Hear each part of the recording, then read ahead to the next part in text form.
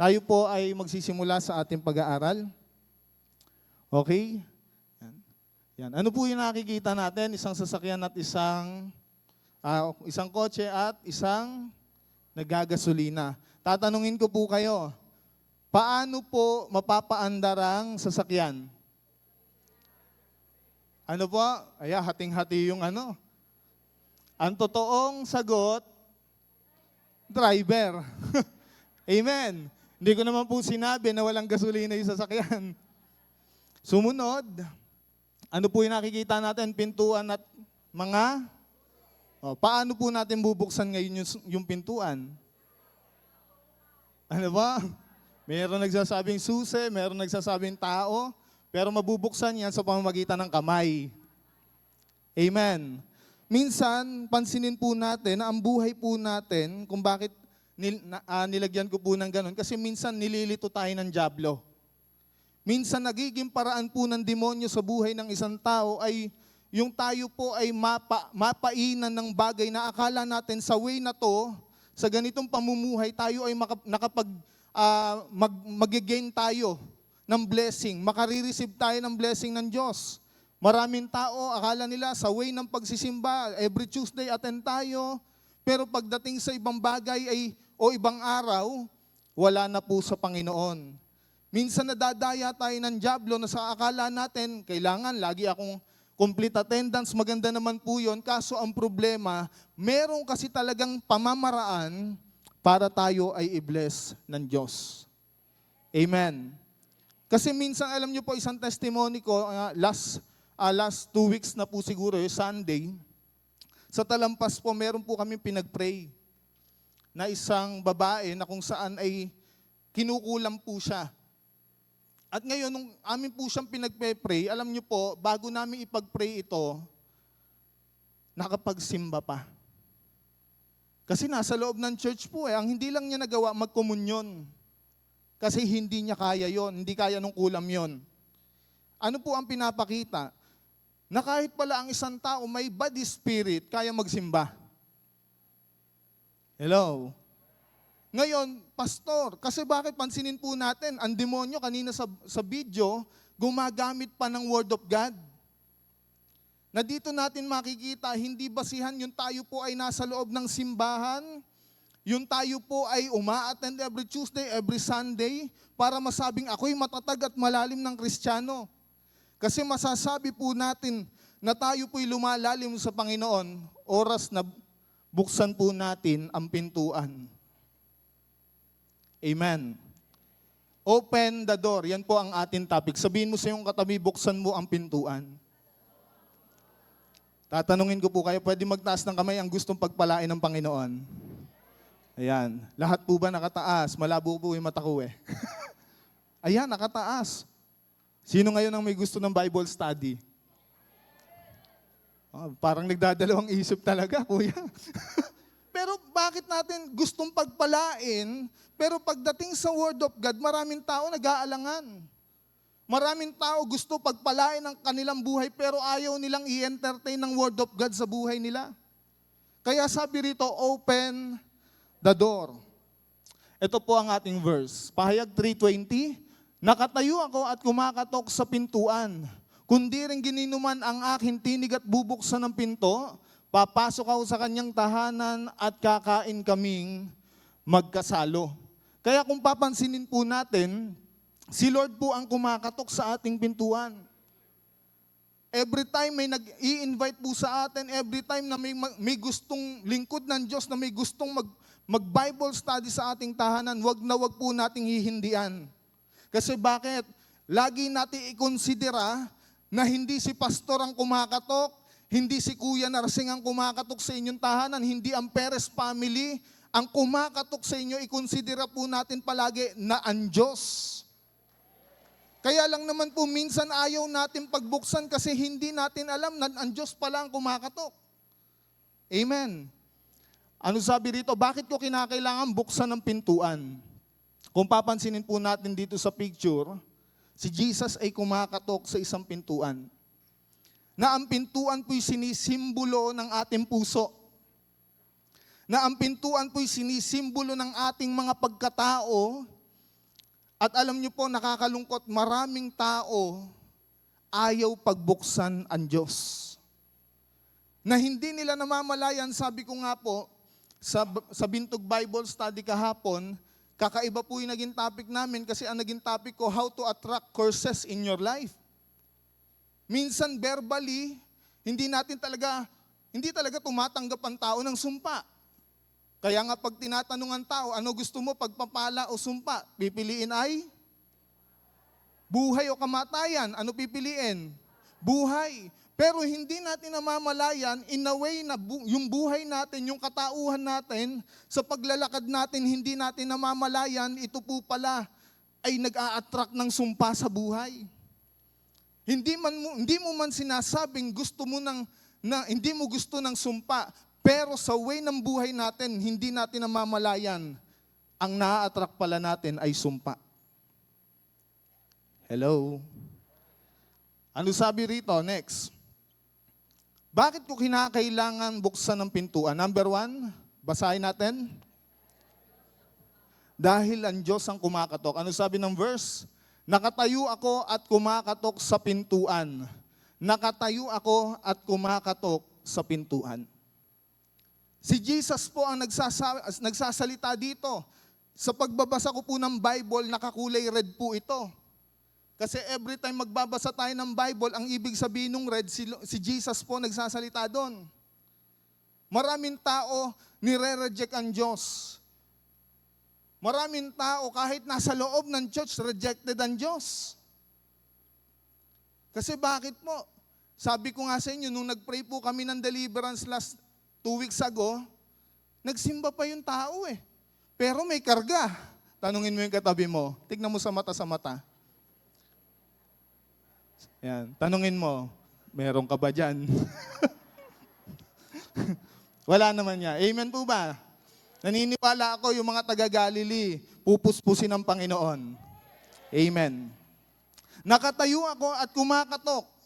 Sabi rito sa Mateo 10:40, ang tumatanggap sa inyo ay tumatanggap sa akin at ang tumatanggap sa akin ay tumatanggap sa nagsugo sa akin. Kaya every time pinagbubuksan niyo po ng pintuan, ang pastor, ang lingkod ng Diyos, ang leader sa Galilee na magba-Bible study sa inyong tahanan, ang Diyos ang pinapapasok ninyo. Hindi po kami. Kaya alam niyo po, every time ina-announce dito, hindi mo kailangan ng merienda, huwag kang magpe-prepare ng merienda, wala kang iaabot. Kasi bakit binayaran na kami ng Diyos matagal na? Amen. Kasi subok na po namin yan eh. Na minsan nagiging hadlang sa Bible study, pamerienda, nahihiya, walang pang merienda, kaya next week na lang. Oras na maliban po, ang gawain ng Diyos mawawala na. Amen. Kaya ang tumatanggap sa inyo, tumatanggap sa akin. At ang tumatanggap sa akin, tumatanggap sa nagsugo sa akin. At sabi rito, pangalawa, bakit daw natin kailangan buksan ng pintuan? Dahil kailangan alam mo ang kanyang tinig. Sino po rito yung umuwi yung tatay mo kahit lasing na lasing pag kumatok? Hindi pinagbubuksan. Meron bang gano'n? Meron. Hindi. Bilang magulang na lang. Umuwi yung tatay mo kahit madaling araw, kumatok. Anak, pagbuksan mo ako. Automatic bubuksan mo. Kasi bakit? Alam mo yung tinig. Hello? Alam mo yung tinig ng yung pamilya. Sino rito yung pwede mo bang paluin yung anak ng kapitbahay mo? Hindi, magkakagalit ang magulang. Ang pwede mong paluin, anak mo. Kahit anong pagalit dyan, kahit anong masasakit na salita sa anak, dahil nagtutuwid yung magulang, uuwi pa rin ang anak. Bakit? Alam niya ang kanyang tinig. Ano sabi ng Bible? Nakatayo at kumakatok sa pintuan, kung di rin gininuman ang aking tinig. Ito po ang problema. Maraming tao kung bakit ayaw magbukas ng Bible study sa bahay, hindi alam ang tinig ng Diyos. Amen? Nakapagtataka naman po. Ang isang tao po na dapat ay relihiyoso, dapat excited sa salita ng Diyos. Kasi walang relihiyon na itinatag na hindi ang pundasyon Biblia. Iba-iba lang ang turo. Pero bakit ang tao ayaw ng Bible study? Meron, upod na tuhod kakaluhod. Pag inalok mo ng Bible study, galit sa'yo. Kasi bakit mali ang niyayakap? Wala pong masama sa relihiyon. Ang masama, mas niyayakap mo ang relihiyon kaysa sa relasyon. Kasi pag sinabing may relasyon tayo sa Diyos, uhaw tayo sa love letter ni Lord. Ano ba love letter ni Lord? Biblia. At ang Biblia po ang nangungusap sa atin para itama tayo. Sabi ng Timothy 3:16, ano sabi ron? Ang Diyos ay kinasihan ng Diyos. Ito'y nagtuturo. Ito'y nagtatama. Amen? Ito ay napakahalaga sa buhay ng isang tao. Kapag ang salita ng Diyos wala sa buhay ng isang tao, magulo ang buhay. Amen. Alam niyo po, natutuwa po ako dun sa Bible study sa Bintog. Bakit? Kasi kahit po, yung oras po kasi namin, naniniwala ko pantulog ng mga may edad yun eh. Sa likod po ng ganong oras, nandun sila. Uma-attend sa likod ng edad, uma-attend. At naniniwala po ako hindi naghahabol sa pagpapala. Ano nangyari? 4 silang nabunot ng Tuesday. Meron po akong member, si Nanay Elena, talagang medyo may edad na rin po. Ano nangyari? Dahil palagi po uma-attend. Sa likod po ng pang-uusig na nararanasan niya. Kahit matanda na po, inuusig. Ano po ang ginagawa? Nagpapatuloy sa Diyos. Kahit nakakarinig siyang napapala mo dyan sa pagdalo mo, nagpapatuloy pa rin. Ano pong nangyari? Nabunot ng washing machine. Yung apo, nabunot ng pang-initan ng tubig. Kasi hindi sa blessing nakatingin, sa blesser. Pag ang tao nakatingin po sa Diyos, hindi po mag-aatubili ang Diyos na pagpalain ang buhay mo. Pero kung ang hinahabol mo'y pagpapala, lalayo sa'yo ang blessing. Kaya sabihin mo sa iyong katabi, wag hingi ng hingi. Sa Diyos ka humingi. Amen. Kaya sabi diyan, di rin gininuman. Kung di rin gininuman ang aking tinig at bubuksan ng pinto, papasok ako sa kanyang tahanan at kakain kami magkasalo. John 10:27, my sheep hear my voice and I know them and they follow me. Sa Tagalog, ang nakikinig sa akin, nakikinig sa akin ang aking mga tupa, nakikilala ko sila at sumusunod sila sa akin. Hello mga kapatid, pag may kumatok sa inyo at ang sinasabi, andyan po ba si Mister, andyan po ba si Mrs., at ang hinahanap ay yung sisingilin, pagbuksan nyo rin. Amen. May kumakatok sa inyo, hinahanap, andyan ba si kumpare, inom kami. Pagsaraduhan nyo. Hindi pa kumakatok, narinig mo lang tinig ni kumpare, bukas na yung pinto, para inom na tayo. Pero pagdating sa Diyos, sister, may Bible study tayo. Nagdadalawang isip pa yan. Pastor, at sakit ng balakang ko. Pastor, sakit ng ulo ko. Ang daming dahilan pagdating sa Diyos. Hello. Pero ang mga tunay na anak ng Diyos, ano sabi? My sheep hear my voice. Alam natin ang tinig ng Diyos, kaya automatic, excited tayong pagbuksan ng Panginoon sa ating buhay. Amen? And sabi rito, mahirap sumunod kung hindi mo kilala ang tinig ng Diyos.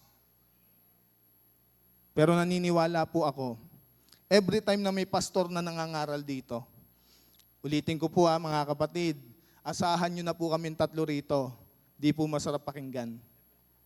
Bakit? Kami po ang nakakaalam ng kalakaran dito. Yung mga invited, pwede tayong pakilitiin lang. Bisita lang yun eh.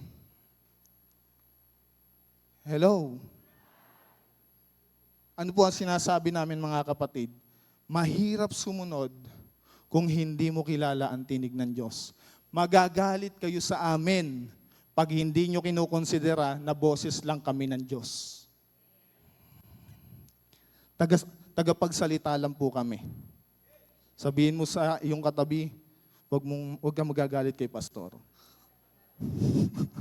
Amen. Hallelujah. And last, bakit daw natin kailangan buksan ang pinto? Upang ang buhay mo'y pagpalain. Walang ibang dahilan, walang ibang daan, walang ibang paraan para pagpalain ang buhay natin. Ginagawa nating komplikado para pagpalain tayo, pero hindi mo alam ang kailangan mo lang buksan ng pinto. Ang kailangan mo lang pala, matagal nang kumakatok si Jesus sa pintuan ng buhay mo, ayaw mong pagbuksan. Matagal na palang kumakatok si Jesus sa buhay, sa iyong puso. Hindi natin mapagbuksan-buksan.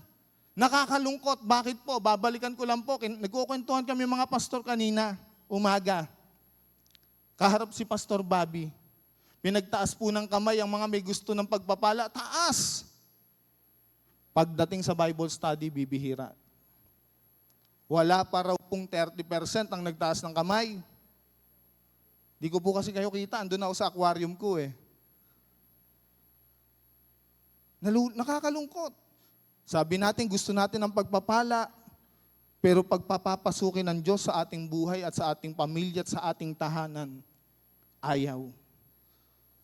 Bakit? Bakit po kaya? Hindi kilala ang tinig ng Diyos. Sabihin mo sa iyong katabi, kilalanin mo na kasi. Ano sabi rito? Kundi rin gininuman ang aking tinig at bubuksan ang pinto. Papasok ako sa kanyang tahanan at kakain kaming. Hindi po ba blessing yun? Kaharap mo, Diyos? Alam ko, naniniwala po ako kung ang Diyos kaharap mo habang kumakain, baka hindi ka na makakain, nakatitig ka lang. Bakit? Example po, may bisita kang kilalang tao, kaharap mo kumain. Baka wala kang atupagin, baka hindi ka na makakain. Apura picture mo. Apura selfie mo. Apura post sa Facebook, kahit 1 taon pinopost. Kasi bakit proud na proud eh? Dapat maging proud po tayo. Bakit tayo nagpo-post sa Facebook ng mga Bible study? Alam niyo po, nakakatuwa lang, hindi po natin pinapupurihan ng tao dito. Si Kuya Narsing na pwede mamahinga na lang muna sa bahay. Pwede, gumagala na lang. Pero may time sa Bible study. Hello? Ilan taon na po itong taong ito? At marahil po, hindi nyo alam kung ano ang physical na kalagayan. Pero sa likod ng kanyang katayuan sa buhay, nagbibigay pa rin ng time sa Bible study. Ang palakpak na yan para sa Diyos. Amen po ba? At sabi rito, papasok ako sa kanyang tahanan at kakain kami magkasalo. Magkasalo. Wala nang iba at wala nang pinakamasarap na pagkain siguro. Na kahit siguro kanin na may asin lang ang kaharap mo, Diyos. Nako, hindi na mapapantayan yun. Amen. Pahayag 3:21a, ang magtatagumpay ay uupong katabi ko sa aking trono. Ang pinakamagandang bagay na matatanggap mo ay yung malangit ka at masigurado mong sa langit ka pupunta. Hindi yung makakatanggap ka ng raffle na 5,000. Kasi ilang buwan yun eh. O sa palagay nyo, sa loob ng 3 buwan, nandun pa yung 5,000? Wala na yun, baka bukas lang, ubus na yun eh. Pero yung pag ang inaasahan mo, Diyos, sa Diyos ka nakatingin, ang sabi rito, ang magtatagumpay ay uupong katabi ko sa aking trono. Ang pinakamagandang bagay na mararanasan po natin mga kapatid, hindi ang makamtan mo yung kayamanan sa lupa, kundi makamtan mo na makasama ang Diyos sa langit. Kaya sabi diyan sa ating pagtatapos mga kapatid, open the door. Ang kailangan po natin buksan ng pintuan. Para mabuksan natin ang pintuan, i-familiarize mo yung boses ng Diyos. Kaya kung bakit hindi mabuksan-buksan, kasi kahit sinong magulang ang tinuturo, huwag kang sasama sa hindi mo Kung bakit hindi tayo willing magbukas ng pinto sa Panginoon, hindi kasi natin alam ang tinig ng Diyos. Pero kung alam mo yung tinig ng Diyos, di ba sa Bible ang kwento, nabalitaan pa lang nung 12 taong babaeng dinudugo, napupunta si Jesus sa kanilang bayan, nagkukumahog. Sino pa? Di ba yung maliit na tao, si Sakeo. Nabalitaan din niya. Nagkukumahog din, umakyat pa sa puno. Kasi alam niya yung tinig ng Diyos. At excited po siya na makita. Hindi lang makita, yung babae, mahipo yung laylayan pa lang. Dito, nakikita si pastor. Uy, si pastor, tago! Amen? Sa Bible, na excited sila.